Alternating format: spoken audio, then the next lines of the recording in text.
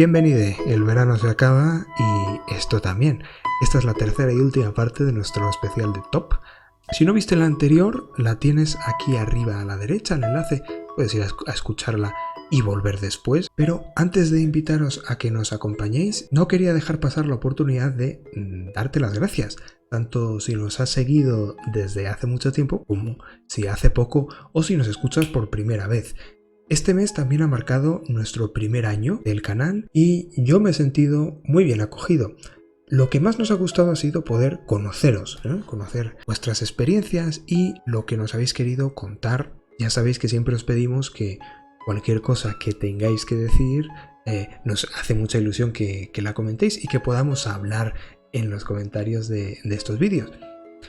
Si ya estás suscrito, asegúrate de que en la campanita que hay al lado del botón has seleccionado que quieres recibir todas las notificaciones, porque de ese modo no te vas a perder ninguna más de las sorpresas que pueda depararnos este siguiente año, que yo no sé cuáles serán. Subiremos más partidas en solitario, seguiremos subiendo este tipo de conversaciones sobre rol en general y no quiero enrollarme más. Venga, vamos ya con el episodio. Muchas gracias simplemente por vuestra atención y espero de verdad que podamos seguir hablando. Ahora sí, Pablo, ¿tu plata? Pues mi plata y el juego que me impulsó a tener durante años un blog de rol es With Great Power. With Great Power, primera edición, no la segunda. With Great Power es un juego acerca de historias de superhéroes. También es uno de estos juegos únicos en mecánicas, pero se juega no con una baraja, se juega con 7 barajas. Tiene ahí un parafernalia gorda. También es uno de estos juegos en los que los personajes, las fichas de los personajes se hacen pues a su mínima expresión con 4 rasgos. ¿Sabes? ¿Eres Superman? Vale, pues eres el último hijo de Krypton, enamorado de Lois Lane, protector de Metrópolis y, pues yo qué sé, la kriptonita me afecta, ¿no? Por ejemplo. No tienes por qué ponerte un defecto. O a lo mejor la kriptonita me afecta, está incluido dentro de el último hijo de Krypton. ¿Qué tiene de especial y por qué este juego me tiene enamorado pese a lo poco que he jugado? Porque es un juego que quiere jugar historias de superhéroes tal como transcurren en los cómics de superhéroes. No quiere jugar a gente con poderes en un setting random, en un sandbox, a los que les pasan cosas. No, quiere jugar arcos. Y toda la mecánica está dedicada a que tus personajes atraviesen arcos de personajes que los cambian. ¿Cómo hace esto? Pues de la siguiente manera. Los jugadores llevan héroes, el director de juego lleva al villano. El villano puede ser uno o varios y puede ser que sea para todos o que haya un villano para unos jugadores y un villano para otros. Cuando hay una serie de tipos de escena, ¿vale? Que permiten ahondar, por ejemplo, hay un tipo de escena que es la escena personal, en la que ahondamos en la vida personal de los héroes y también la del villano, y en las que vamos presentando sus rasgos, ¿vale? Entonces, pues bueno, tu héroe puede tener una escena que es una pequeña aventura en la que salva a alguien en la luna, o una escena en la que tiene una discusión con su hermano porque tienen un padre enfermo y tienen que decidir si lo llevan a una residencia o no. Sí. O tiene una escena de noviazgo o de rechazo o lo que sea, ¿vale? Eso es un tipo de escenas que hay en el juego. Y esto mismo también las tiene el villano. El villano también tiene escenas en las que presenta sus rasgos, ¿no? Y tiene problemas con un secuaz. Una escena de romance, pues como Thanos, que es que está enamorado de la muerte en los cómics. La muerte, ¿vale? Sí. Es el peor motivo para... Bueno, es que odio Thanos en los cómics. Bueno, pues el caso es que así nos vamos presentando y esas escenas hacen que los rasgos aparezcan, que puedan utilizarse y además ganan lo que se llama peligro. Y el peligro es el estado en el que se encuentran. A lo mejor tu romance no va bien, o está estupendo, o el secreto de tu identidad heroica está a punto de ser revelado, ¿vale? Todo esto se maneja con cartas, esto hace que cuanto más en peligro está uno de tus rasgos, más cartas coges que te sirven para resolver los conflictos, y lo mismo le pasa al villano. Bien. Todo esto está muy bien, es muy interesante, el meollo del asunto. La campaña se decide con los conflictos.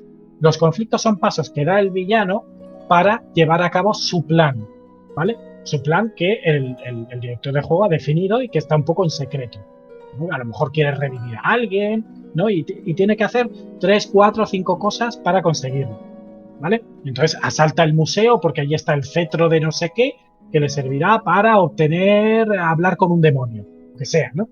Y entonces los héroes en esas escenas de conflicto tratan de evitarlo. ¿Qué pasa? Si los héroes ganan un conflicto, bien, la situación, digamos, no avanza. Pero ¿qué pasa cuando los héroes pierden un conflicto? Que el villano, digamos, que ha avanzado en su plan maléfico, pero pierde una serie de ventajas injustas que tiene mecánicas. Entonces, conforme los personajes van sufriendo en la ficción, el villano que va avanzando en la ficción va perdiendo bonos. Y entonces, en el enfrentamiento final, el héroe y los villanos están en igualdad de condiciones mecánicas, pero no en la ficción. Vale. ¿Vale? Vale. Es un Ahora lo he poco... pillado. Vale, entonces, ¿qué pasa? Que además los héroes, esos rasgos que tienen, pueden llegar a perder el control, ¿no?, narrativo sobre ellos. Por ejemplo, el último hijo de Krypton, ¿no?, de Superman, pues supongamos que ha llegado a una situación mecánica en la que pierde el control. Entonces, de repente, eso puede significar en la ficción que el villano se ha apoderado de ese rasgo y que ha dejado sin poderes a Superman. Bien, Sí. cuando eso sucede, Superman en la ficción está sin poderes. Pero cuantos más rasgos has perdido, más ventajas mecánicas como el villano tenía al principio de la campaña, tiene el héroe. Aunque en la ficción está jodido, porque Lois Lane está enamorada del villano, no tiene poderes, la mitad de la ciudad sabe que es Superman, ¿vale? Pero mecánicamente está muy fuerte. Vamos, que simula la historieta. Exacto, el típico arco. Y entonces al final del arco, todos los personajes han pasado por una ordalía, ¿no? Porque van perdiendo, hasta que ganan. Y sus rasgos se han modificado, han cambiado. Y eso es lo que hace espectacular este juego, porque la campaña es un arco, es una fábrica de crear arcos de personaje. Y eso es increíble, y yo no lo he visto en ningún otro juego. Otros dicen que este molde, porque al final no deja de ser un molde, que le resta inmersión en la partida, que dónde está la libertad y que tal. Estoy buscando el año, que no lo encuentro, debe ser, sí, en torno a 2012, 2011. Sí, algo así. Y en la página web pone una nota del autor. Pensé que podía redefinir el rol superheroico. Pensé que podía romper barreras en la manera en que nos inventamos cosas los unos con los otros. Pensé que podía hacer un juego que seguiría jugando el resto de mi vida. Resulta que hice un juego que no soporto jugar solo unos pocos años después. Así estoy. Me ha picado la ibris radioactiva. ¿Qué quiere decir esto? Está quemadísimo con su obra este tío. No entiendo. Porque es un juego complejo. Complejo, quizá es esto, cuando oyes que un juego de mesa o que un juego de rol es sobrecomplicado, pues quizá este lo sea, ¿sabes? Porque no es que tenga muchas reglas como el Hero System o como un GURPS, Sí. ¿vale? Que tiene muchos detallitos y tal. No. Tiene muchos procesos distintos. Ahí está, porque en GURPS lo que hay son muchas habilidades muchas partes distintas, móviles, muchas partes, pero a fin de cuentas te las puedes comer, ¿vale? Y seguir adelante, ¿vale? ¿Qué importa que la cobertura de una mesa te dé un 40% o un 30%? Da igual, puedes seguir adelante sin saberlo. Pero en este juego no. En este juego tienes que saber cómo se juega. Él dice, yo soñaba con esto, darle nueva forma a los héroes, sí. Yo te digo, él estará quemado, pero él lo hizo, lo consiguió. Lo consiguió. Ya está. Pero quiero decir que vaya 2 títulos hemos recomendado de superhéroes, seguramente los mejores de superhéroes de rol, y seguramente los mejores de rol a secas, pero que Capes y With Great Power, pero complejos a la hora de ponerlos en práctica, ¿o no? ¿O tú no crees que sea para tanto? Vamos a ver, son complejos porque piden mucho, que te piden que seas guionista, que seas director, que tengas en mente muchas cosas. Por ejemplo, With Great Power es una fábrica, como he dicho, de arcos de personaje, Está pensado para generarlos aunque no quieras, siguiendo las reglas, mientras que Caves no te da nada de eso. O sea, Caves podría ser una sucesión de anécdotas de superhéroes y no haber historia alguna. Incluso podría ser ¿Vale? un paradigma aplicado a cualquier otro tipo de historia, ¿no? Porque Sí, lo sí, que sí, regula sí, es qué me das, qué te doy. exacto, sí, una pequeña competición acerca, siempre y cuando importe la competición, eso. Aquí, por ejemplo, sí que puede ser que el director de juego quiera modificar tu personaje de cierta manera y para eso tenga que arrebatarte un rasgo, que es el que luego va a querer modificar, y quiera ganar, ¿no? Y tiene que ganar usando las reglas. No puede, o sea, no es como en otros juegos que hay una, ¿cómo le llaman? ¿Vías? ¿Vallas? Sí, ¿Sabes? Puede decidir que gana, la ¿no? falacia de la equidistancia en los juegos de guerra, ¿no? Sí, bueno, Ah, equidistancia, pero claro. uno lleva a los confederados y otro lleva a los unionistas. Vamos a ver quién queremos que gane realmente. Que normalmente y si no, pues un poco como lo que pasa en Dungeon World. En Dungeon World tú puedes, y en todos los PBTA, que es una sensación que a mí me da un poquito de pena, que es que como el director de juego no tiene que ajustarse a ningún presupuesto, Sí. ¿sabes? Digamos, de metajuego ni nada, pues el conflicto terminará cuando termine, cuando quiera el director de juego, porque el director de juego siempre puede soltarte un goblin y otro goblin más, y otro goblin más. Y tú los has matado a todos y yo te suelto otro goblin más. ¿Por qué? Porque puedo, ¿vale? No me tengo que ajustar a nada. Claro, te pueden decir, oh, el director de juego tiene que hacer avanzar la historia, es un fan de los personajes, Sí, para ti, para atrás, pero puede hacerlo. Mientras que aquí, en estos juegos, en Caves claro. y With Great Power, el director de juego está atado por las reglas como lo está el resto de jugadores. Puede ganar y puede perder. Mientras que en todos los demás juegos clásicos, el director de juego, digamos que siempre pelea con guantes. ¿Sabes? Los jugadores van a pelear con los puños, van a emplear todo lo que tengan en su mano y el director de juego no, porque él siempre podría decir, sufres un aneurisma, te mueres. El director de juego nunca ha tenido que hacer estrategias. Podía hacer, pues si quiere una almena, la pone. Si quiere, ¿sabes? No Sí. tenía que calcular nada. Ya está, tenía todo lo que quisiera. Aquí no. Aquí para poder hacerlo, pues tiene que ganar, según las reglas. Claro, es un jugador más. Y eso es muy interesante. Sí, sí, sí. Y eso pues me parece muy interesante. Pero lo que me gusta de verdad de With Great Power en este caso es que los personajes sufren ordalías como en los cómics, ganan o pierden como en los cómics y evolucionan de una manera o de otra. ¿Sabes? A veces lo decide el director de juego, a veces lo decide el jugador. Y lo que sea que haya ocurrido, que lo ganen. Y dices ¿Vale? que, Y eso es genial. y dices que eso fue lo que te llevó a hacer el blog. ¿Por qué? Porque querías contarle a la gente Sí, que sí, sí. existía. Que quería contarlo a los cuatro vientos. Fue lo primero que escribí. No fue el más largo, no fue el más claro. Así que, bueno, pues bueno. Alguno tenía que ser el primero. Todo lo que se hace por amor, pues siempre se hace con más fuerza, con más que no habilidad. Bueno, parecía imposible, Ya, pero hemos pero llegado a... hemos llegado al oro. ¿Quieres mantener la incertidumbre sobre tu oro o quieres ser el primero? Mi oro me parece menos interesante que el tuyo. Sinceramente. Porque en mi oro no está... Mi oro no es un oro. Simplemente es un juego que, bueno, es representativo de a lo que yo he dedicado más tiempo. ¿Vale? En mi vida como rolero. Que es a lo retro, a lo clásico. No quiero llamarlo vieja escuela, porque realmente de viejo tiene poco. Son un tipo de juegos que Sí, obedecen a preocupaciones muy modernas. Eh, pero que rescatan un poco, de verdad, formas de los reglamentos antiguos. Por oposición a los modernos. Estoy hablando de la sí, OSR. Que, es como ver a gente que quiere replicar la religión wicana ahora y tal, y dices, bueno, pues, quizás no seáis del todo como ellos, que tanto os gustan, pero ni realmente falta que hace.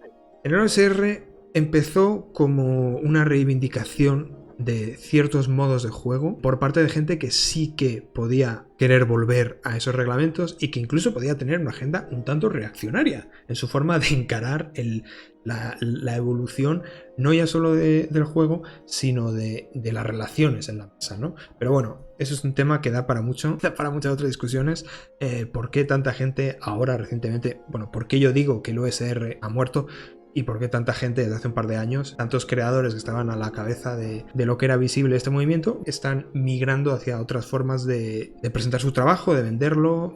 Eso es carne para un programa. Totalmente. Y es que de hecho puede parecer un poco raro que yo lo esté poniendo como número uno cuando digo también que he abandonado esa experiencia y que ya soy incluso intolerante a reglamentos de más de una página. Pero es que hay ciertas características en todo este estilo en las que yo encuentro una continuidad con muchos otros. No pensemos en reglamentos ni en productos, pensemos en que es una escena caracterizada por la primacía del posicionamiento ficcional en las partidas y que por tanto entronca muy bien con otras formas fiction first de jugar, como puede ser Fate, como pueden ser ciertos juegos de historia que podían parecernos en las antípodas de lo que el OSR pretende. En realidad lo retro para mí fue tan importante porque era una liberación del papel, era una liberación del canon, era una liberación de grandes juegos en los que yo no conseguía entrar porque todo estaba muy masticado, ¿no? Y me permitía improvisar mucho e introducir de vuelta lo raro, lo weird, todas esas referencias de literatura de ciencia ficción viejuna que a mí me parecían pues, más fantásticas o más inspiradoras, ¿no? Lo que molaba de este ambiente, lo que mola, es el espíritu hazlo tú mismo, ¿no? Un rechazo de que los juegos tengan que ser franquicias de grandes marcas como Dungeons and Dragons, sino que es el usuario que hace su propio contenido, que lo que importa es lo que se hace en la mesa, que a lo que hay que atender es a las relaciones en la mesa y que la historia se hace un poco entre todos, aunque haya un director que lleva el mundo, bla, bla, bla. Y el derroche de creatividad que había en esos blogs, la blogosfera OSR, pues claro, fue un mundo al que yo llegué viniendo de D&D, donde todo se hacía por el libro. Ajá. Para optar a otro escenario más guay tenías que comprar otro libro, o cosas así, ¿no? Fue muy, muy liberador. Bueno, tengo que elegir un juego OSR, de forma un poco como esos peleles que se queman luego en ciertas fiestas, ¿no? O sea, populares. alguien tiene que ser la figura visible, Exacto. ¿no? Aunque no sea el más importante, pero... Alguien tiene que representarlo porque ese entorno OSR ha sido lo más formativo para mí en rol, a lo que más energía he dedicado. Actualmente ni siquiera me da para leer, para estudiar y para preparar juegos con una complejidad de reglas tan baja como tienen los OSRs. Ni siquiera llego ahí. Cada vez me iba más atrás y actualmente lo que más me atrae es cómo se jugaba antes de la aparición de los primeros reglamentos. Antes del primer D&D, ese juego de guerra libre donde cada uno dice qué es lo que es y hay un árbitro que dice, pues vale, pues si tú eres... La pescadilla que se mueve la cola, volvemos a Tulu Dark, con lo que empezábamos casi. Vale, pues si tú dices que eres tal, pues lo tienes más fácil, tira 2 de 6 más 1, yo qué sé, cosas así, ¿no?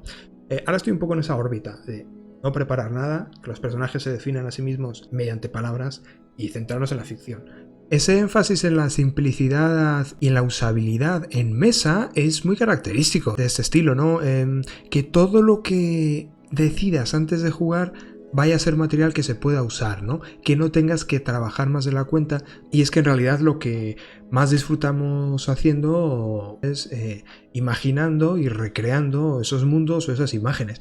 Que al fin y al cabo es lo que hace Vincent Baker con sus listas, ya hemos hablado de ello, y que es lo que hace Epidaia Ravachol de Swords Without Master, sobre todo en el suplemento de Star Wars, donde ya no son los tonos de un solo escenario, sino que vamos saltando de planeta en planeta y cada uno tiene un tono distinto, y eso implica que en muy pocas palabras, en cuestión de un par de líneas, tienes que definir unas imágenes, unos polos opuestos, un peligro, un trueno que vaya a aparecer y que te dé una sensación de lugar, ¿no? De hecho, Swords Without Master lo oí de él por primera vez en un entorno OSR y como digo, hay mucha continuidad entre todo este tipo de juegos que a lo mejor lo que El hilo conductor a lo mejor es sus influencias en representar aquello que escapa un poco a la taxonomía tan fuerte de ciertos sistemas, ¿no? La ficción rara y devolvernos a ese estado donde si encontramos algo en el mundo del juego no lo vemos a través de, ¿no? de nuestra rejilla ocular donde nos salen los puntos de golpe encima de la cabeza y cuánto oro suelta, sino que realmente dependamos de la recreación de nuestros propios sentidos y tengamos miedo y sintamos el riesgo porque ha aparecido algo que realmente es nuevo y que nos excita descubrir, ¿no? En fin, estoy dando muchísimas vueltas, pero es un tema interesante. Vale, ¿y cuál es ese título estandarte? Si tengo que elegir uno, un reglamento sería, número 1, Whitehack. ¿Vale? Whitehack. Whitehack está basado en un retroclon del primer reglamento de Dragones y Mazmorras del 74, los libritos marrones esos, que eran bastante incomprensibles, que requerían de toda una cultura de juego que no nos ha llegado a través del texto y que por tanto cuando leemos solo el texto nos puede parecer como una especie de hallazgo arqueológico al que le faltan piezas y que no entendemos y no, porque no estamos teniendo en cuenta que la cultura de juego que importa es la que se desarrollaba en las mesas. Hay gente que ve estos retroclones y dice, claro, es que como eran tan limitadas las reglas, se tenían que inventar ellos cosas y dar importancia a la ficción para compensar. Hombre, yo siempre lo he visto así. ¿Y tú no crees que es al revés? Que las reglas son tan abstractas porque ellos ya están continuamente interactuando con la ficción que están haciendo de una forma directa, de una forma conversacional, como lo que luego propone o rescata el PBTA, y que las reglas lo que dirimen son cosas muy concretas. Porque realmente es lo que la historiografía... Hay unos libros estupendos, pero ponte tú a leértelos. El de Playing at the World de John Peterson es historia de D&D, del surgimiento de D&D en los 70, un tochaco, porque es historia académica, documentos y testimonios y tal y cual, reconstruyendo esto. Y ahora tiene otro que me estoy leyendo, que es mucho más recomendable, que es The Elusive Shift, que es más cortito, ahí sí que el editor lo ha hecho más digerible, y donde habla de toda la cultura de juego tan rica que había y que no puede reducirse a los restos que nos quedan hoy en forma de un reglamento de uno. El juego estaba en la mesa de cada uno y la gente interpretaba las reglas como le daba la gana. Claro, sin internet para homogeneizar ni nada, claro. Habían los fanzines y las revistas como Alarums and Excursions, de la que surgieron, pues no me acuerdo cómo se llama ahora, el Mark no sé qué, el de Vampiro. Bueno, Jonathan Tweer, Jonathan Tweer, Hagen y demás surgen del entorno de empezar a escribir rol para Alarums and Excursions.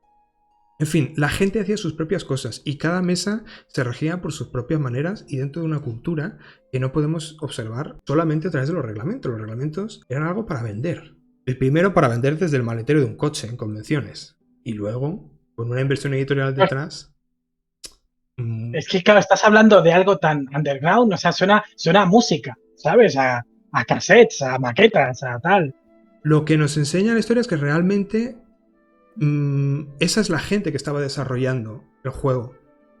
No es la marca. No llega Gigax y planta la bandera ahí y dice, venga, ahora todos, y todos corren a la sombra esta. Bueno, un montón de gente que está en contra de ello, un montón de juegos que surgen que no son D&D y que no tienen la continuidad y no tienen el éxito económico y por tanto la posibilidad que tuvo luego de seguir produciendo TSR, ¿no? ¿Qué lío qué vueltas estoy dando a justificar por qué cojo Whitehack, que es el juego que nos interesa, que es el moderno? No, bueno, pero porque sabes que la OSR está envuelta en una serie de imágenes. Yo, por ejemplo, yo no sé nada, yo tengo una visión tan ingenua de eso que yo cuando miraba un poco por encima, de verdad pensaba, es que este juego no es para mí porque no está suficientemente desarrollado. Claro.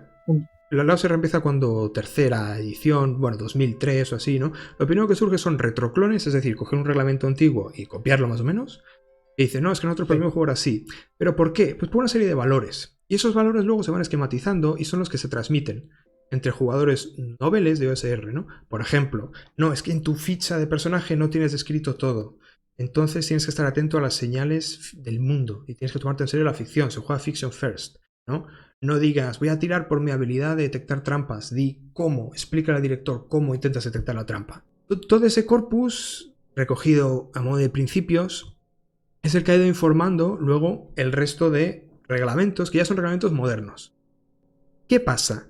Que hay una serie de reglamentos modernos que están hechos por parte de gente que son jóvenes, que no estaban jugando en los 70, no estaban jugando en los 80, pero les gusta tanto ese estilo que intentan mantener cosas vestigiales de esas reglas. Tal vez pensando que son las reglas las que propician ese estilo de juego. Yo creo que no. Bueno, Dungeon World y buena parte del PBTA tiene un poco ese Sí. inicio, ¿no? Restos vestigiales que hay en D&D, aún en D&D quinta, los atributos. ¿Por qué tiramos los atributos y apuntamos el número entero si lo que vale es el modificador? ¿Qué hace PBTA? ¿Qué hacía Apocalypse World? Te da menos atributos y a uno le pones más 2, más 1, 0, menos 1, que es el modificador.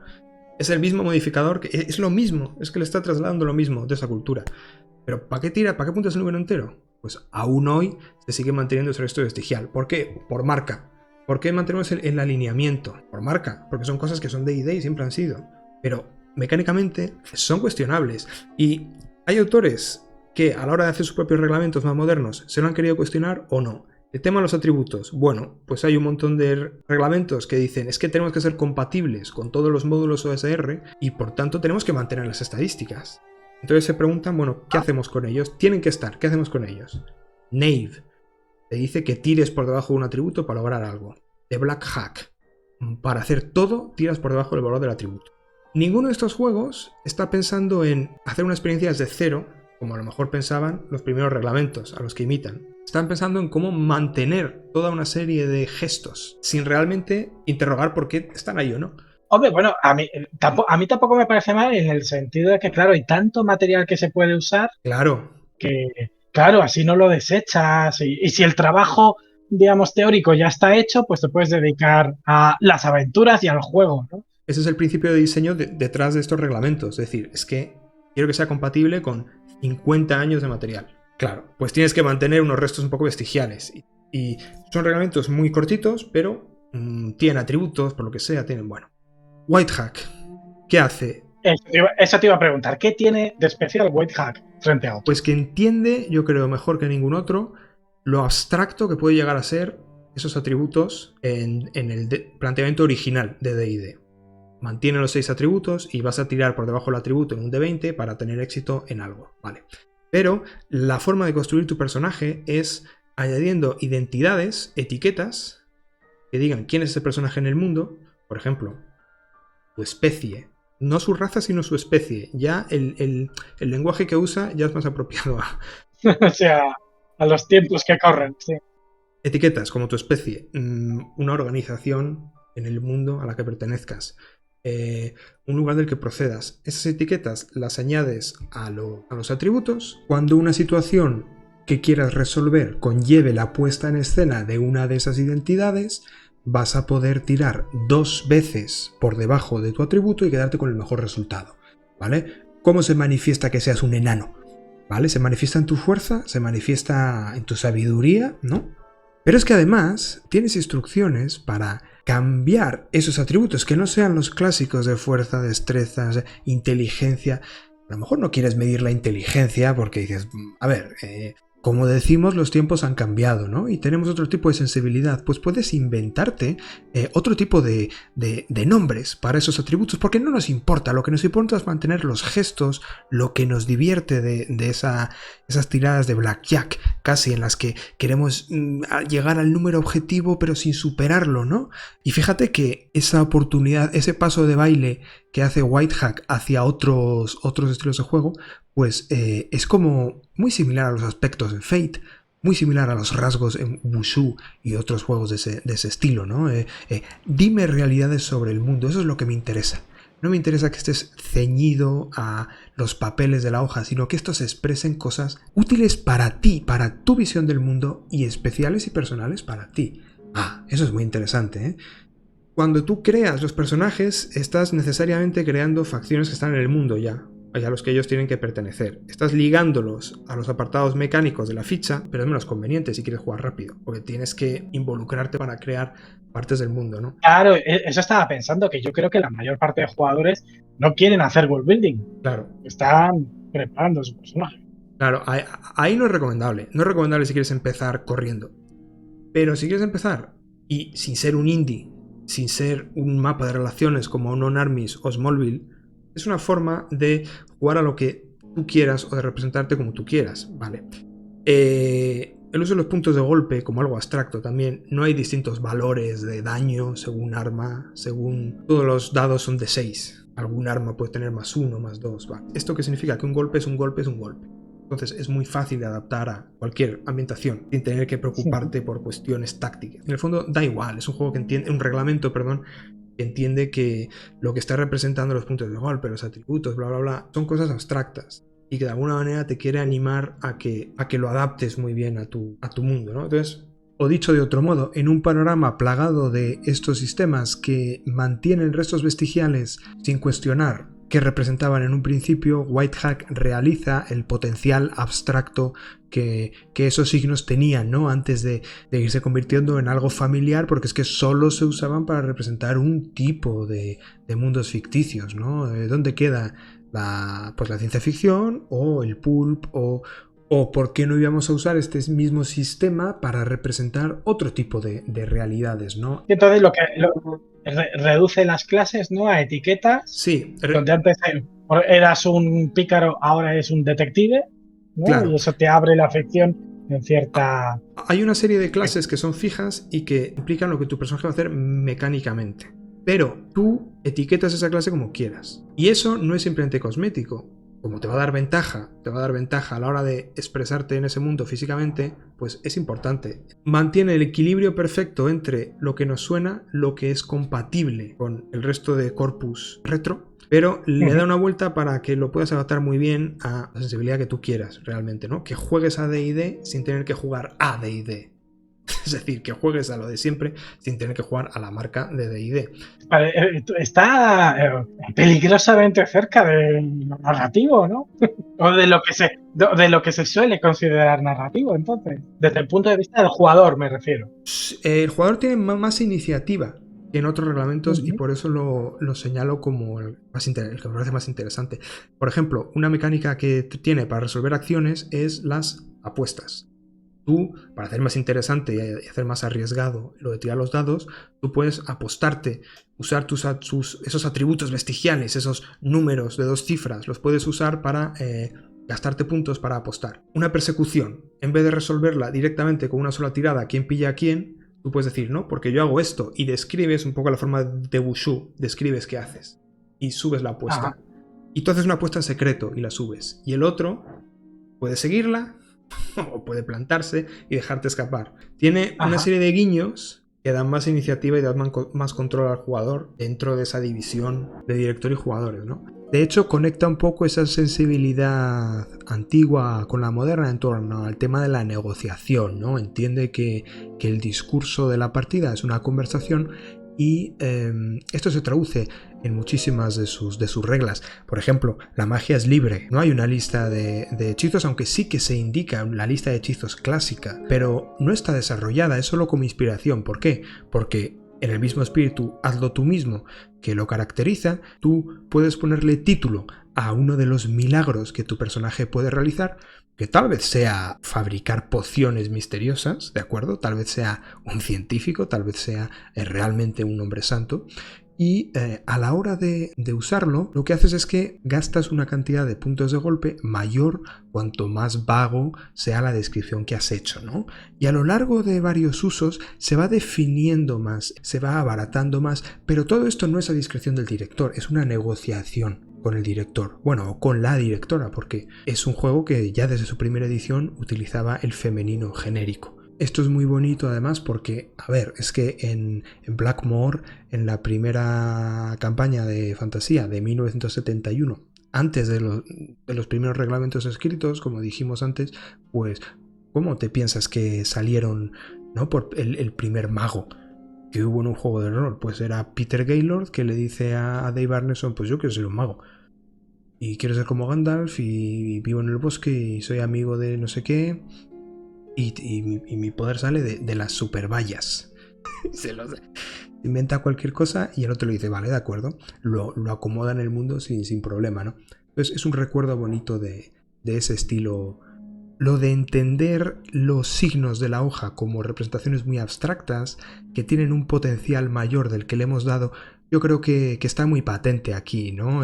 Hablábamos en nuestro episodio de Wushu sobre cómo los puntos de golpe en su versión originaria no están planteados así, pero pueden plantearse, tienen el potencial de ser un medidor muy abstracto de la capacidad del personaje para seguir en escena, y aquí son aplicados así, como moneda de cambio de ¿no? qué está dispuesto a arriesgar el personaje para lograr su propósito. En fin, como equilibrio entre lo ludista y lo narrativo, no sé qué, yo me quedaría con ese, si tuviera que salvar uno. No es mi oro, no es a lo que juego hoy en día, pero en cuanto a OSR, sí es mi oro. Pues yo voy a llegar a mi oro. Entonces, para los que me conocen, pues seguramente no habrá sorpresa. Además, aúna todos los criterios con los que he hecho este top, porque por un lado estaba juegos que me hubieran influido, juegos que aportaran algo a nivel mecánico que nunca hubiera visto, cosas que me hubieran impresionado y cosas que quiero jugar. Y todo eso, hay una alquimia y se mezcla en un solo juego que se llama Chubo's Marvelous Wizarding Engine, la maravillosa máquina de los deseos de Chubo. Que solo pueden jugar si se lo diriges tú, ¿no? Porque ¿quién ha leído eso en Pues este mira, he país? oído hablar que Gerso Herzog dirigió una partida. He oído hablar que alguien estaba dirigiendo en Mecatol Rex en Madrid una mini partida de 3 sesiones. Rumores míticos. Ahí sí, claro. A los que yo me aferraba para decir, no, esto algún día podré jugarlo. Yo confieso que todos los años intento leérmelo y tiene una voz tan fuerte, una voz autoral tan fuerte, que requiere realmente ir lento, ir entrando a lo que te pide y tal, y nunca tengo tiempo de acabarlo. No es un manual al uso. Y encima el mundo que te quiere transmitir, aunque se parece mucho a ciertos animes sobre todo, pero es un Es mundo muy que personal. muy personal Es muy personal. y tiene unas categorías un poco que te pueden parecer aleatorias, pero que realmente siguen un criterio muy personal de la autora, ¿no? ¿Cómo es eso? ¿Cómo es el mundo de Chubo? Claro, ¿de qué va Chubo? Bueno, Chubo es un juego, digamos que la historia general es que en algún momento la realidad se desvanece, un poco como la nada que devora el mundo en la historia interminable, y deja unas burbujas, ¿no? Y además parece que hay muchos mundos, mucho tal, ¿no? Y una de esas burbujas es donde va a transcurrir el juego, se llama El Pueblo, y ahí es donde van a parar supervivientes de todo tipo de realidad. Si ves los dibujos, pues te sonarán animes, ¿no? Sí. Pues el dibujo de una chica zorro, el dibujo de una chica japonesa de instituto, un vampiro, un tal, de muchos mundos. Te sonará también un poco a las películas de Estudio Ghibli, ¿no? Que todo es como mágico y cotidiano a la vez, Eso ¿no? es. Te metes en una casa de baños y la casa de baños está regentada, pues yo qué sé, porque un personaje que podría ser de Disney, ¿no? Un mueble que habla o algo así. Por el camino, ¿qué más cosas hay? Bueno, pues ya no es un juego, o sea, yo no veo un tema concreto, quizá el tema sería el encontrar la magia de las cosas cotidianas y el meter la cotidianidad en la magia. Pero, es enorme, es un juego enorme, es un juego en el que puedes hablar de la pérdida, en el sentido de que, bueno, estamos hablando de supervivientes. Es un juego en el que puedes hablar de la exploración, porque el pueblo es el inicio. Hay una zona más tranquila que es donde puedes empezar a jugar, ¿no? Pero bueno, hay lugares de aventuras, hay lugares de descubrimiento, hay lugares de trascendencia. Los temas que tocas son de todo tipo. ¿Qué pasa? Es un juego muy difícil de explicar. Por un lado, la ambientación es increíblemente amplia, ¿vale? Tiene rollo de cuento, pero tiene un rollo de terror, toca muchos palos, siempre con esa imagen de dibujos, quizá de estudio Ghibli, de anime y tal. Tiene una cosa amable, ¿vale? Pero nada impediría que pasáramos de Totoro a Berserk, Sí. ¿vale? Solo el sitio en el que estemos jugando, ¿vale? Entonces, bueno, eso ya es interesante. El juego tiene una estructura clásica. en el sentido de que los jugadores, como te dice el manual, realizan acciones a través de sus personajes en el mundo y el director de juego lleva al mundo y reacciona con él. En ese sentido, más clásico imposible, Sí. ¿vale? Tiene un rollo que además diríamos es hasta sandbox, ¿vale? Porque el director de juego en principio no tiene una trama que llevar adelante. De hecho, el manual no tiene una metatrama.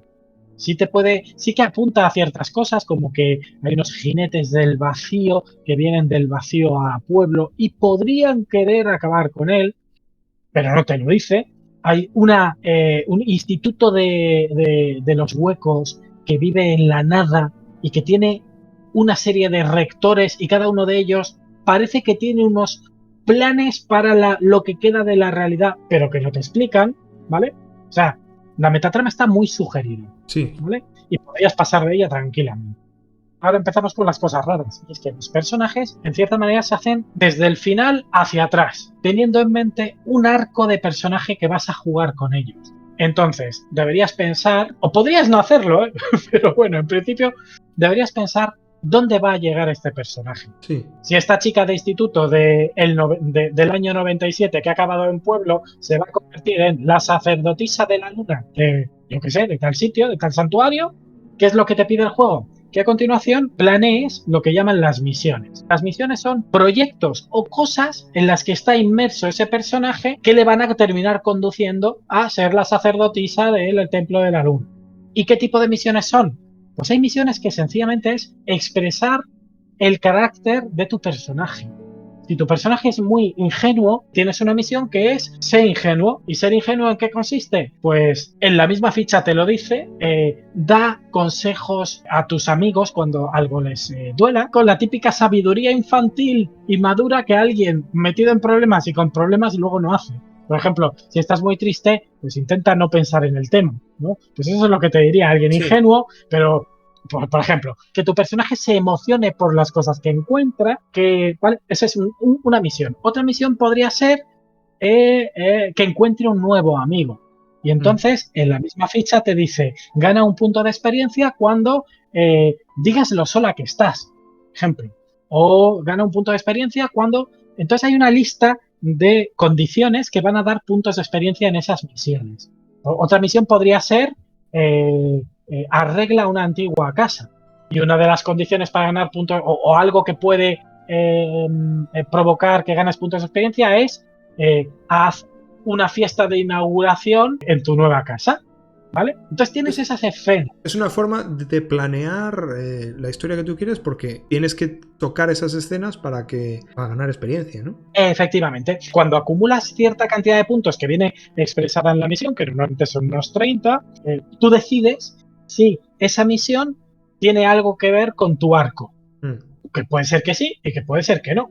Y entonces esa misión te va a dar un rasgo mecánico muy pequeñito, ¿no? Para tu ficha, y esos 30 puntos los desplazas a tu arco. Y es que tu arco se completará cuando llegues a cierta cantidad de puntos de experiencia. Por ejemplo, la chica esta del santuario, a lo mejor necesita acumular 150 puntos, ¿vale? Y de repente, digamos, montando su nueva casa, pues consigue 30 de ellos. O no, o puede decir, no, esto no tiene nada que ver con mi arco. Pero el caso es que eso lo decide el jugador. ¿Qué pasa? Que todos los jugadores tienen personajes que a su vez tienen misiones y todos entre ellos interactuando, porque ¿a quién invitas a tu fiesta de inauguración en la nueva casa? Claro, el otro personaje. Pues al personaje de otro jugador, que resulta que a su vez querrá hacer está algo, teniendo... ¿no? En tu fiesta. Claro, que resulta que él está teniendo unas visiones de una serpiente y que, bueno, pues empiezan a pasarle cosas de su misión en tu fiesta de inauguración. ¿Hasta qué punto el director controla o planifica la historia? O, quiero decir, todo este input de los puntos que quieren recorrer lo hacen los jugadores. Vale, francamente, si fuera vendedor te diría que tengo una respuesta y te engañaría, pero francamente no lo sé. Vale. A lo largo de los libros de Chubo debe de haber, no sé, unas 70, 80 misiones, cada una con su lista de condiciones, y hay misiones de todo tipo. O sea, está la de la casa, está la de cuidar de un niño pequeño, está, por ejemplo, una que es sencillamente pasar una mala racha, ¿vale? Y entonces ganas puntos de experiencia pues por hablar con alguien de lo mal que estás, por estar sentado en la playa mirando al vacío. Esas misiones ya están en el manual, puedes cogerlas, puedes jugarlas tal cual, puedes modificarlas, puedes negociarlas con el director de juego y entonces quitas unas condiciones y pones otras que te gustan a ti o que le gustan al director de juego, ¿vale? Entonces ahí, claro, lo que no es rápido. Ya. ¿Sabes? Es rápido coger una misión que ya está en el manual y cogértela tal cual y jugarla. Es muy interesante en el sentido de que muchas condiciones no se te habrían ocurrido. Por ejemplo, hay una que se llama trascendencia, y una de las condiciones es que mires a algo que está vivo dentro de una piedra de cristal en la que está metido. Es que es tan concreto que... Tan concreta y dices, bueno, ¿cómo voy a llegar a una situación como esa? Pues ya veremos. A lo mejor vas a un museo, a lo mejor estás en un viaje y en ese viaje encuentras. En cierta manera, que el director de juego y tú tengáis esas misiones, puede ser una carta que le estás enviando al director de juego diciéndole, quiero que esto ocurra, o puede ser un mensaje que te está enviando el director de juego diciéndote, prepárate que esto va a ocurrir, o puede ser que no ocurra. ¿Vale? Porque eres tú, el jugador, el que decide que esta condición de la misión acaba de producirse y por eso me ha dado el PX. Los puntos de experiencia no te los da el director de juego. Eres tú el que dice, en este momento ha ocurrido, me lo quedo, el PX. ¿Vale? Sí, sí, sí. Entonces, ¿hasta qué punto es maleable, es adaptable? Creo que es muy adaptable, pero por otro lado, lo que no es rápido, rápido. Y luego, por otro lado, otra cosa que tiene muy importante el juego es que normalmente las partidas se hacen en un tono que va a determinar el tipo de historia que estamos jugando. ¿Vale? Por un lado están las misiones de los personajes, pero por otro lado está el tono. Y el tono, en principio, lo elige el director de juego, aunque se puede consensuar. Y los Y los tonos tonos que vienen son completamente particulares, ¿no? O sea... claro, ahí está el tema, que son unas categorías que ha escogido la autora, algunos son evidentes a qué se refiere y otros no tanto. Por ejemplo, el tono pastoral es un tono en el que ella dice que las cosas que importan son entrar en contacto, abrirte o que alguien se abra a ti, ¿no? En una relación, compartir momentos con alguien o disfrutar de momentos. Fijaros que por aquí no hay violencia, no hay aventura. Podría haberla, porque tú lo que puedes, el momento que puedes estar compartiendo con alguien es pelear espalda contra espalda contra vuestros enemigos, ¿vale? Pero el momento que podríais estar compartiendo también podría ser pescar juntos en silencio. Aquí ya depende de lo que estéis jugando. Y también el tono dicta qué cantidad de tiempo sucede entre una escena y otra. Por ejemplo, en el pastoral, que acabamos de comentar, entre una escena y otra suele pasar una semana. Claro, esto a qué nos hace, a qué suena. Pues por ejemplo las novelas de Jane Austen, por ejemplo, Sí. ¿vale? Entonces, hay una escena que transcurre en mitad de primavera en la que la protagonista se enamora de un criado. Otra escena que sucede 2 semanas después es en una montería en la que la protagonista tiene un pretendiente que por primera vez lo hace público, ¿vale? En ambos casos están compartiendo momentos y tal. En otra escena posterior es un viaje que hace ella a la ciudad donde descubre el helado.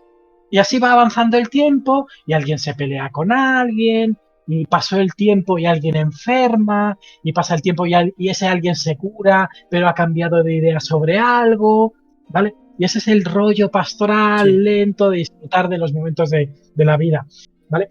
¿Qué pasa? Que hay 8 tonos. Hay otro que no tiene absolutamente nada que ver, que es la escalera de ordalías, sí, la escalera de pruebas, en el que lo que tiene importancia son los momentos de la historia en los que tu personaje toma una determinación. Lucharé por mi vida. Claro, es un shonen, ¿no? Iremos Eso. Es un shonen.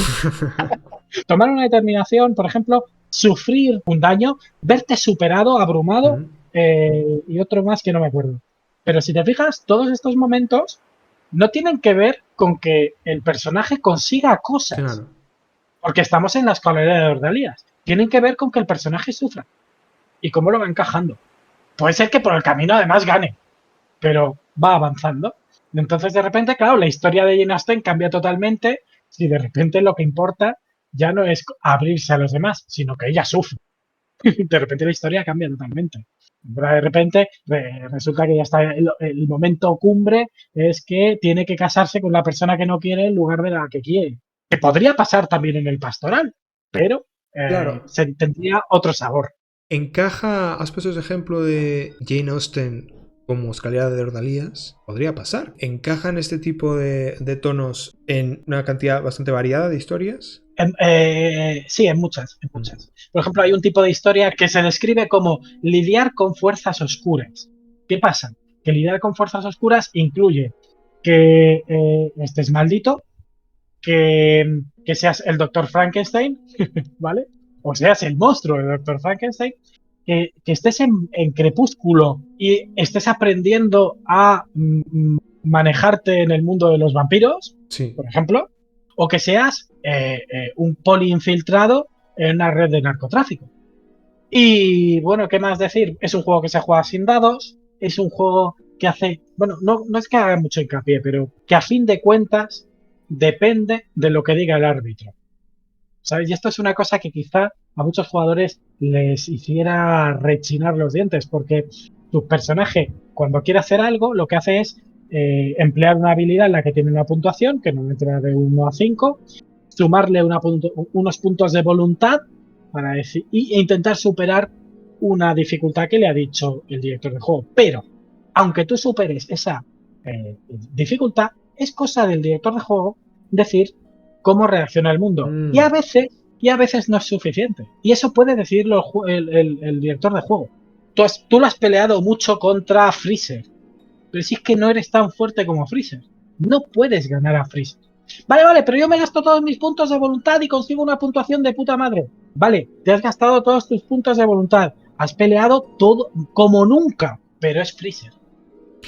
O no, o a lo mejor has peleado como nunca y el director de juego dice, adelante, caballero. Claro, es curioso. Porque, me recuerda un poco por el tono y un poco por dónde va, al rol por foro. A este tipo de historias. Ella lo menciona mucho. Claro. Que se puede jugar por escrito y tal y cual. Donde, pues eso, ¿no? Pues yo soy más poderoso, yo soy más y yo más. Puedes ir subiendo. Y que la forma de resolverlo, a fin de cuentas, sea lo que diga el director a modo de árbitro. Bueno, no, a modo de director, porque el director también está dirigiendo, está poniendo de su parte qué tipo de historia quiere ver, ¿no? Pero me resulta curioso, teniendo en cuenta lo estructurado, ¿no? Que es el resto. Sí, porque además se juega, quiero decir, en cada escena tu personaje puede hacer dos cosas que le den puntos de experiencia. O sea, puede tener una conversación con alguien y tomarse un terroncito de azúcar. Y eso le va a dar puntos de experiencia por igual, pero ya está. Y en el momento en que en esa escena ha conseguido sus puntos de experiencia, de alguna manera se funde con el fondo para dejar espacio a los demás, ¿no? Que tengan también sus momentos. Las escenas tienen un principio y un final, que es cuando todo el mundo ha conseguido cierta cantidad de puntos de experiencia. Claro. Entonces sí, están muy estructuradas ciertas cosas. Las misiones parecen estar muy estructuradas porque las condiciones son las que hay. Sí. Pero a cambio también puedes abandonar las misiones cuando quieras. Y también ganas experiencia, ¿no? De manera que, bueno, no has perdido el tiempo. Claro. Porque se entiende que los jugadores pues también se cansan, cambian de idea y tal y cual, y puedes querer dar un giro, ¿no? De hecho, podrías decidir a que al final no vas a ser la sacerdotisa del templo de la luna de tu barco. En fin, entonces, bueno, es un juego muy amplio. Yo tengo que reconocer que cada vez que lo leo veo algo nuevo. ¿Sabes? Por ejemplo, el tratamiento de los milagros, porque los milagros son una cosa muy... La máquina de los milagros de Chugo, ¿no? Pues los milagros son una forma de resolver los conflictos que no tiene que ver con reglas exactamente, pero mira, por ejemplo, tú que eres el super guerrero, te enfrentas con el super vampiro. Sí. Entonces, digamos que por la lógica del juego, todos sabemos que a tortas la cosa va a quedar en empate. Sí. ¿Vale? Entonces tú puedes hacer lo que ella llama un milagro. Y un milagro es que según las reglas de ese mundo, si tú haces ciertas cosas, puedes, por ejemplo, un empate, lo que ella llama en un título, un empate saca fuerzas de tu corazón. ¿Vale? Entonces de repente sacas poderes nuevos. ¿Vale? ¿Por qué? Porque ha habido un empate previo, porque tú no eras suficiente para vencer al rey de los vampiros. Y entonces, como en un shonen, sí, Como ese rey de los vampiros mató a Krillin, de repente el pelo se te vuelve amarillo y ahora eres mucho más poderoso que antes. Cosa que nunca se había visto antes en la partida, nadie había hecho referencia, o quizás sí, ¿no? Pero de repente pasa. Y ahora la pregunta al director de juego, ¿es esto suficiente? ¿Es este milagro suficiente? Y generalmente el director de juego debería decir que sí, o que como mínimo ha habido un cambio que rompe el empate. Y del mismo modo que se sacan poderes del corazón, la típica charla motivacional que dice el héroe, hablando de todo lo que se perdería si fracasa, Sí. no puedo dejar que no sé quién, porque el amor, el no sé qué, porque mi familia perecerá y tal y cual. Ese parlamento rompe los estados de empate y actúa como en milagros, porque los milagros salen del corazón. Entonces, claro, ese ambiente tan de shonen, tan de anime, de tal, es una cosa que no he visto en otros juegos y que además hay que representarlo, ¿sabes? No vale decir, saco poderes nuevos. No, no, no, no. No. Si sacas poderes nuevos es porque previamente me has hablado de todo lo valioso que se va a perder si fracasas. Del drama. Y entonces, una vez que eso lo representas, bueno, pues veremos si te conviertes en super guerrero o no. Y eso, pues, creo que lo hace muy especial. A mí me da un poco de reparo el tema de que el director te pueda cortar algo a lo que tú le has puesto tanta emoción y tanto empeño, ¿no? ¿Tú has pensado en cómo sería posible jugarlo sin director? Lo que pasa es que no se diferencia mucho de cómo juego normalmente sin director, porque cuando yo, por ejemplo, empecé a jugar una partida en la que llevaba a un marín espacial de Warhammer que acaba en mi pueblo, ¿vale? Entonces, yo ya sé de antemano que ciertos enemigos se les puede derrotar por combate o que no. Yo ya lo sé. Ya. También, en cierta manera, si juegas a dragones y mazmorras, tú ya sabes que con tu personaje de nivel 1 no deberías enfrentarte a un dragón, ¿vale? Porque la ficción ya te lo indica, ¿vale? ¿Qué pasa? Que, claro, aquí la ficción es tan rara que no sabes si un hombre zorro es más o menos peligroso, ¿vale? Pero, por ejemplo, cuando hacemos una conversación en una partida normal, normalmente la gente no quiere tirar los dados, quiere que sus argumentos convenzan, porque considera que sus argumentos son verosímiles. Sí. Vale, no podemos traspasar eso a otra clase de conflictos. Esa confianza que tenemos, claro, a veces la confianza se rompe. Y alguien dice, bueno, pero es que a mí eso que dices no me parece suficiente, o yo sé cosas de este PNJ que hacen que aunque lo que tú has dicho es valioso, no sirva. ¿Vale? ¿Por qué? Pues porque este personaje lo han sobornado o han secuestrado a su hijo, no te lo ha dicho y no te va a dejar pasar porque no, porque se la juega, ¿no? Y fíjate también al contrario, porque tú dices, ¿y si el director de juego me coarta una idea en la que yo estoy muy implicado y que le tengo mucha ilusión? Claro, eso pensaba yo. ¿Y si el director de juego tiene una idea de una cosa y de repente llega alguien con una chorrada en la que no ha pensado? Quiero utilizar mi habilidad de sartén para atravesar una pared. Sí, sí. Esto es un ejemplo del juego, no es mío, es del juego, ¿vale? El director de juego, por mucha voluntad que... Y ve que además el otro jugador realmente está implicado en la idea de que atravesar la pared es posible con su habilidad de sartén, de cocinar. ¿El director de juego tiene que ceder o que no? Ya. Para mí es uno de los misterios del juego. Ya. El bias ese de los directores de juego. Unos lo aceptarán y otros no. Lo que no tiene es incertidumbre. No puedes delegarlo en los dados. Por lo menos según el texto. Según lo que dice el juego. Entonces, en una frase, ¿por qué es este? Uf, qué difícil. ¿Por qué es el yo, si dijera yo por mi corta experiencia con él, sería lo mejor que te da una sucesión de momentos que en otros juegos buscas o que aparecen por casualidad, ¿no? Y que son los que siempre oyes hablar a la gente de ellos. El ejemplo que has puesto de D&D. No, si es que lo que más nos gusta es hablar y desarrollar el momento y la vivencia y ponerte la mano en el hombro. Y luego hay un cambio de ritmo porque hay una pelea o lo que sea que rija las reglas de ese juego. Y en Chugo sí que veo que está dispuesto para ser una colección de vivencias que sean importantes. Para mí lo más importante son las misiones. El hecho de que tú hagas tu personaje con algo en mente, sí, hacia lo que te diriges, que vamos, necesitas hacer cómplice al director de juego, pero que nace de ti, sí, ¿vale? ¿Sabes? La típica historia en la que el director del juego piensa, tal personaje va a ser el elegido. No. Y tú dices, no, yo voy a ser el elegido. ya veremos qué significa eso, ¿no?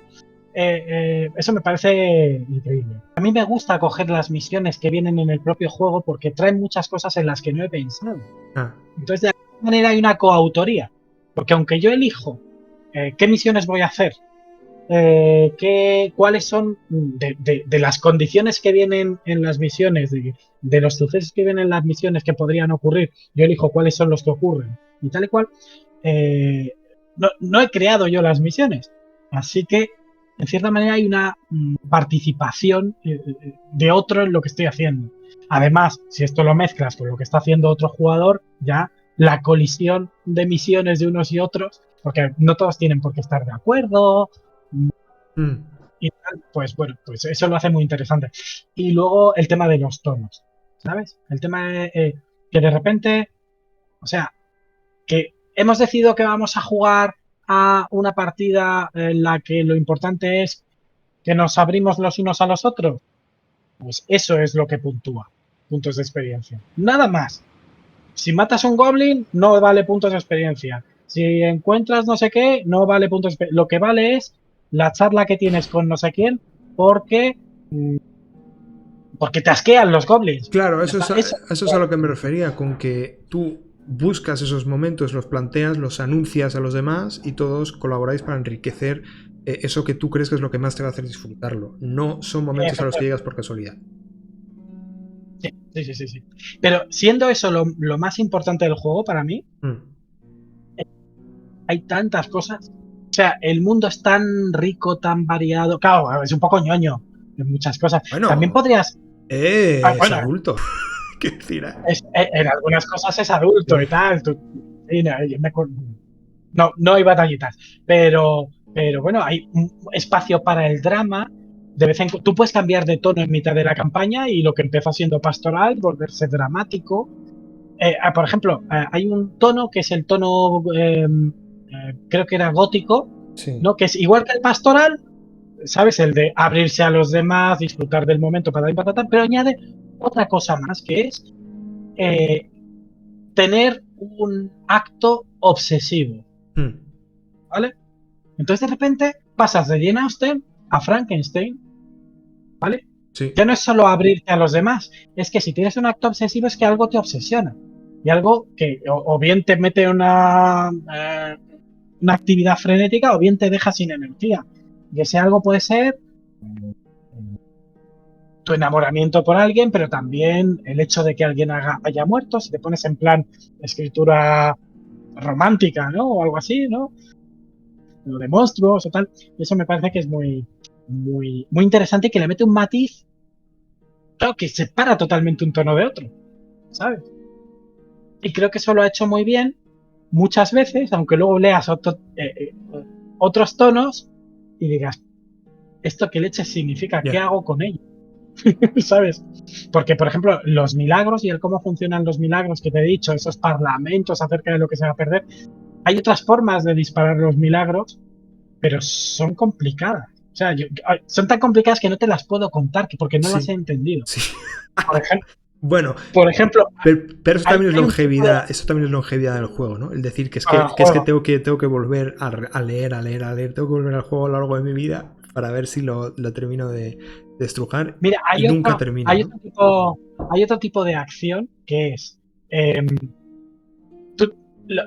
cuando los caballeros del Zodíaco se convierten ¿no? y las armaduras se ponen solas en su cuerpo, o cuando Sailor Moon pasa de su forma humana al disfraz de chica mágica, sí. O cuando un mecha gigante de repente va a salir de la nave y en la serie de dibujos siempre se ve el mismo trozo, ¿no? En el que los motores se encienden, las balas se ponen en su lugar, ¿no? Las municiones y tal. Narrar eso da un punto de experiencia en todos los tonos de juego. ¿Vale? Una pelea es eso, ¿sabes? Y da un punto de experiencia. A eso le llaman una... Bueno, recibe un nombre y es que todo el mundo dice una cosa que pasa relacionada con esto. Un ritual, le llaman, con este ritual. Y el ritual puede ser el de una pelea. Y entonces tú cuentas cómo uno le pegas al goblin. El de allá cuenta cómo los goblins le superan. El de allá cuenta cómo se esconde. Y todo eso contribuye a un punto de experiencia para todos y que el director de juego decida si la pelea termina o no. En fin, es un juego difícil de explicar si no lo juegas, si no lo lees y tal y cual, pero para mí es un oro indiscutible. Pues esos han sido nuestra colección de juegos que más nos gustan. Si has llegado hasta el final, enhorabuena y muchas gracias. Y Sí. esperamos... Menuda sesión de escucha. Espero que hayas paseado mucho a tus perros o lavado muchos platos. Esperamos poder leerte también y poder leer cuál es el que más te interesa así de los que hemos hablado o incluso qué experiencia has tenido, ¿no? con alguno de ellos. Claro. Desacuerdos también, ¿eh? Sí, o sea, ahora alguien no ha leído Chugo y no le gusta nada, cosa incomprensible y un claro indicador de que no ha entendido nada ni del rol ni de la vida. Y no dejes de decirnos porque nuestro gusto no tiene ni pies ni cabeza. Nosotros nos encontraremos en otra ocasión y te esperamos entonces. Pues se acaba este programa veraniego, Este maratón. de programa piscinero. Vamos a cambiar el agua de la piscina ya, porque está como un consomé después de todo este tiempo. Y nos vemos en la próxima. Y hasta la próxima, Carlos. Hasta luego. Hasta luego.